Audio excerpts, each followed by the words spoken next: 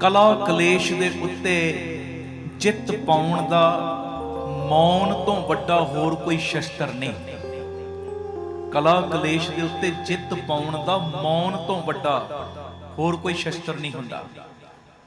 ਮੰਨ ਲੈ ਘਰ ਦਾ ਕੋਈ ਜੀ ਗਰਮ ਹੈ, ਉਸ ਵੇਲੇ ਚੁੱਪ ਹੋ ਜਾ, ਹੈ ਜੀ, ਸੁਣ ਲੈ, ਉਸ ਟਾਈਮ ਸੁਣ ਲੈ, ਜਰ ਲੈ, ਜਰ ਲੈ।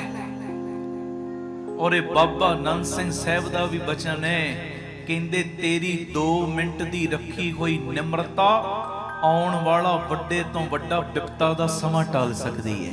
ਵੱਡੇ ਤੋਂ ਵੱਡਾ ਵਿਪਤਾ ਦਾ ਸਮਾਂ ਟਲ ਸਕਦਾ ਹੈ। ਤੂੰ 2 ਮਿੰਟ ਮੌਨ ਹੋ ਜਾ, ਮੌਨ, ਉਹਦੀ ਗੱਲ ਸੁਣ।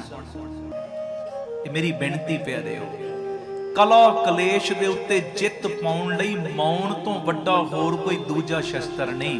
ਇਹ ਸ਼ਸਤਰ ਜ਼ਰੂਰ ਆਪਣੇ ਕੋਲ ਰੱਖਿਆ ਕਰੋ। ਆਖੋ ਧੰਨ ਗੁਰੂ ਰਾਮਦਾਸ ਜੀ।